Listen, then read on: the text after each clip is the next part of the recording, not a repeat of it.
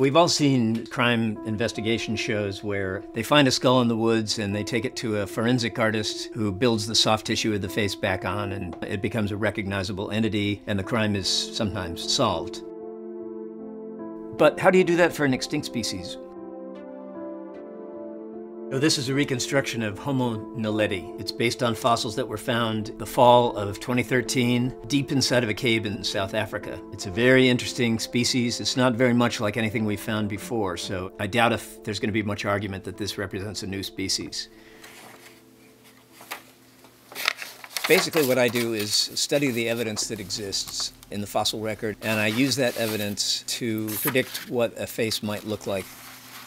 The key to all that is comparative anatomy. So I have to do a lot of facial dissection of great apes, African apes and orangutans and humans.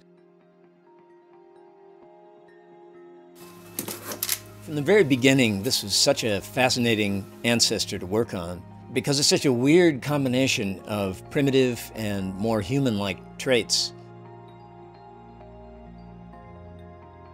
You start with a skull, and certain measurements on that skull tell you some things about the soft tissue of the face. The ears are a boondoggle, really, for people like me who reconstruct heads, because there's not much information a skull can tell you about the form of the ears. It's not true with noses.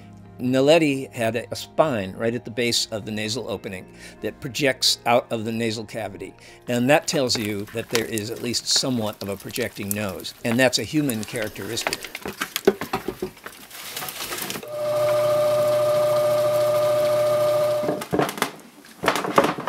And skin color is a problem I obviously have to deal with.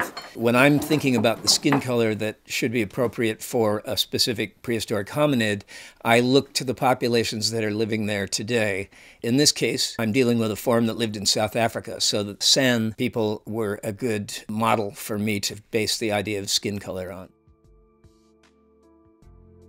The actual pattern of the hair, we simply don't have that kind of information in the fossil record, so I'm making a guess there, and I'm using commonalities in the hair pattern and faces that you see in great apes and humans.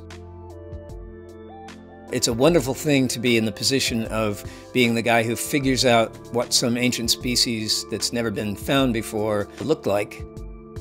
So the final form of a reconstruction of a face is often a surprise to me. It's the cumulative result of all these individual anatomical decisions, but it has this big ta-da moment at the end of the reconstruction, which is almost like the end of a mystery story where an identity is revealed. And that's an exciting moment for me, to have that often surprising moment of seeing the face as an entirety for the first time.